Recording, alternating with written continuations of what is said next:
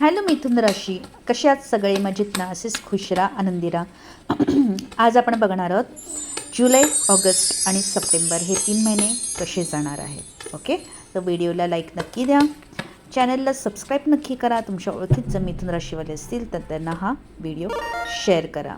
Okay, मी अजून एक card काढणार आहे. आता आपण पहिलं बघणार आहोत जुलै महिना. ठीक आहे, ओके.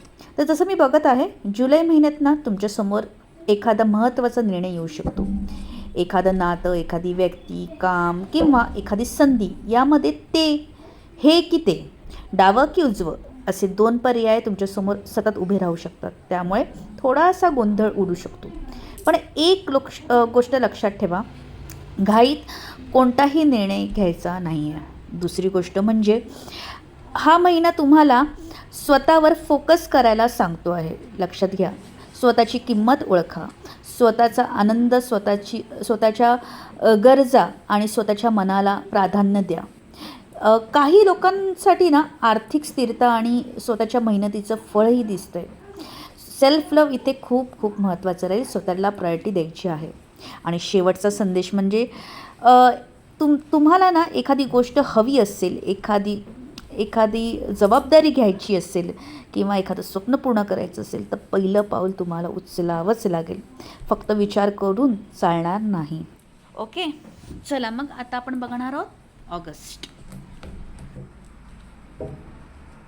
आता आपण जुलै महिना बघितला. ओके, आता आपण ऑगस्ट महिना बघूया.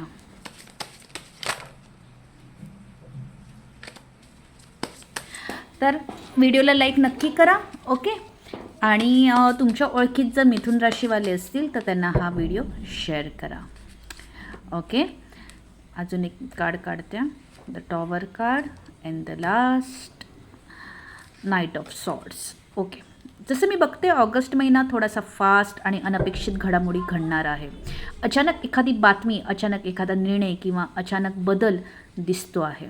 एखादी गोष्ट जी तुम्ही खूप दिवसापासून ठरवून बसला आहात त्याच्यामध्ये अचानक बदल होऊ शकतो. तर काही प्लॅन बदलू शकतात, काही गोष्टी मनाच्या विरोधात जाऊ शकतात. पण लक्षात ठेवा, हा बदल तुमच्या विरोधासाठी नाही तर तुमच्या आयुष्यात काहीतरी नवीन आणि चांगलं निर्माण करण्यासाठी येत आहे. शेवटचा संदेश असा आहे की या महिन्यात तुम्हाला शांत डोक्याने निर्णय घ्यायचे आहेत. घाईघाईने रिॲक्ट करायचं नाही. एखादी परिस्थिती अचानक बदलतील म्हणून घाबरायचं नाही. लॉजिकने विचार करा, परिस्थिती समजून घ्या आणि मग पुढे पाऊल उचला. तर हा होता ऑगस्ट महिना. आता आपण बघणार आहोत सप्टेंबर.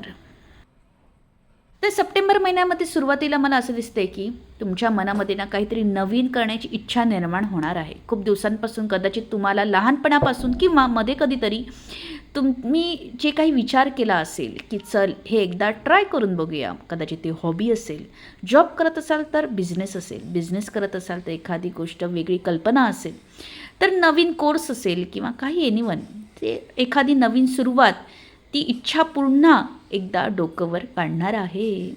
तर दुसरा खूप महत्त्वाचा संदेश म्हणजे या महिन्यात जितकी मेहनत कराल ना तितकंच चांगलं फळ तुम्हाला मिळणार आहे.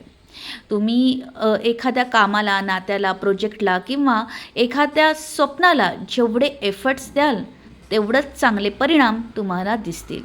आणि शेवटचा खूप सुंदर असा संदेश आहे की लोक तुमची किंमत ओळखायला लागतील, पण सगळ्यात आधी तुम्ही स्वतःची किंमत ओळखायला पाहिजे.